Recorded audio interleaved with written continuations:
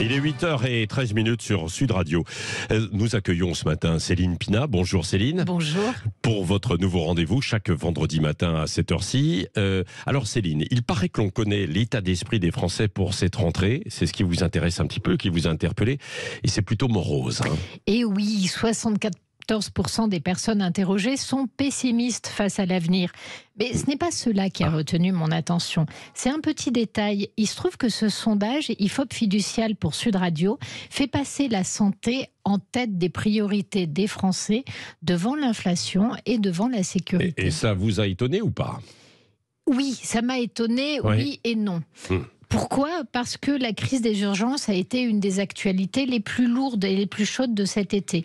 Et que chacun peut constater au quotidien à la fois le triste état de l'hôpital, mais ajoutons à cela que les ruptures d'approvisionnement de médicaments en pharmacie se multiplient et que sur certains, leur durée s'allonge sans que nul ne parle de remède à y apporter. Oui, et ce n'est pas la dernière affaire qui vient de sortir dans la presse qui devrait contester la montée de cette priorité. Oui, et je vous recommande particulièrement cette enquête de Marianne qui publie le travail de Rachel Binas sur les filières de clandestins venus bénéficier d'une greffe en France.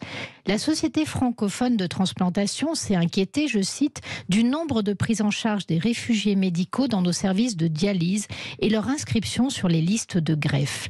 Un rapport sur l'aide médicale d'État des inspections générales des finances et des affaires sociales soulignait l'hypothèse même d'une migration pour soins. Et je les cite encore. Oui, c'est ça. Alors pourquoi les filières clandestines s'intéressent-elles à ce marché ?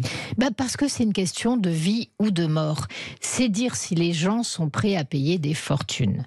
Or, en France, toute personne se présentant sur le territoire et dont l'état de santé le nécessite peut postuler à une greffe, quel que soit son statut administratif. Soyons clairs, donc même s'il est clandestin ou en situation irrégulière.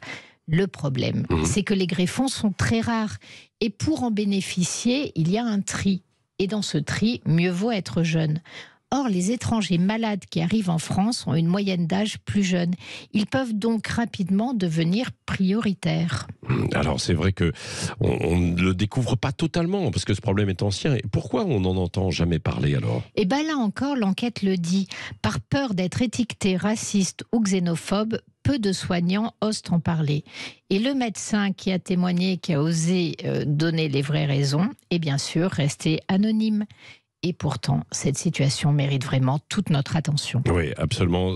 Enquête donc dans Marianne qui vous a fait réagir, qui est évidemment une des faces du problème de la santé en France, parce qu'il y en a beaucoup d'autres. C'est ce qui sans doute interpelle et fait que les Français considèrent comme c'est l'une des priorités. En fait, c'est qu'ils s'y trouvent confrontés au quotidien. On a tous un parent un petit peu âgé. On s'est tous retrouvés aux urgences en ayant le sentiment d'être ignorés, d'être maltraités.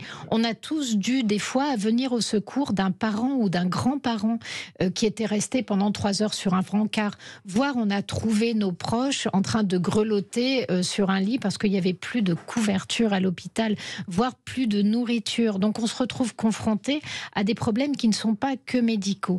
Quand à ça s'ajoute le fait que vous avez des ruptures d'approvisionnement sur des médicaments aussi communs que le Doliprane. Mais aujourd'hui, par exemple, c'est un médicament qui régule le rythme cardiaque sur lequel il n'y a pas beaucoup d'alternatives, qui est en rupture de stock et en rupture de stock depuis des semaines. Vous avez même des ruptures de stock à l'hôpital. Quand vous vous retrouvez dans cette situation-là, c'est au quotidien que vous voyez un pays dont vous pensiez que sa médecine était la meilleure médecine du monde en train de s'effondrer.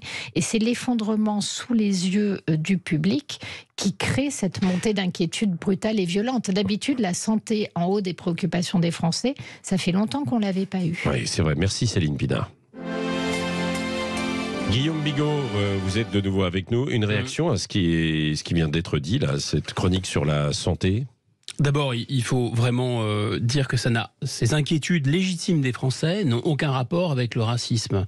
C'est un peu comme, vous savez, pour l'attribution des HLM, il y a des critères objectifs, c'est le nombre d'enfants. Donc souvent, malheureusement, ce sont des familles qui viennent du Sahel ou du Maghreb qui ont beaucoup d'enfants. Et deuxième chose, c'est souvenons-nous de ce que disait le Premier ministre Michel Rocard. La France ne peut pas accueillir toute la misère du monde, elle ne peut pas soigner toute la misère du monde. Or là, il y a une théorie économique qui s'appelle celle du théorie du passager clandestin. Passager clandestin, qu'est-ce que c'est ? C'est vous bénéficiez d'un système sans le financer parce que vous fraudez. Par exemple, vous fraudez le métro, donc tous les autres passagers vont financer le métro. Là, notre générosité consistant à soigner tout le monde, ça veut dire qu'on soigne des gens qui n'ont pas contribué à financer le système, puisqu'ils n'ont pas cotisé, vous voyez ce que je veux dire ? Donc ça n'a rien à voir avec du racisme, il faut déculpabiliser les gens, mais effectivement, ce n'est pas soutenable. Oui, merci. Allez, dans un instant avec vous, on va revenir aussi dans Dites-le franchement, Guillaume Bigot, Céline Pina, sur l'un des événements de la semaine, qu'on soit d'accord ou pas, qu'on le critique ou pas, c'est cette rencontre de Saint-Denis quand même. L'un des plus grands événements de l'histoire de France. Ah oui, je vois de l'ironie déjà dans vos propos, Guillaume Bigot, évidemment. 1515 enfoncé, 1789 voilà. Dépassé. Ah bah Olivier Véran a dit que c'était un grand jour, ce qui s'est passé, quoi. Nous voyons ça dans un instant avec vous, tous les deux. Avec et puis plaisir. Tout à l'heure aussi, l'interview politique, Jean-Jacques Bourdin qui reçoit Jean-Philippe Tanguy du Rassemblement National à 8h30. Dans un instant, le Grand Matin Sud Radio est de retour.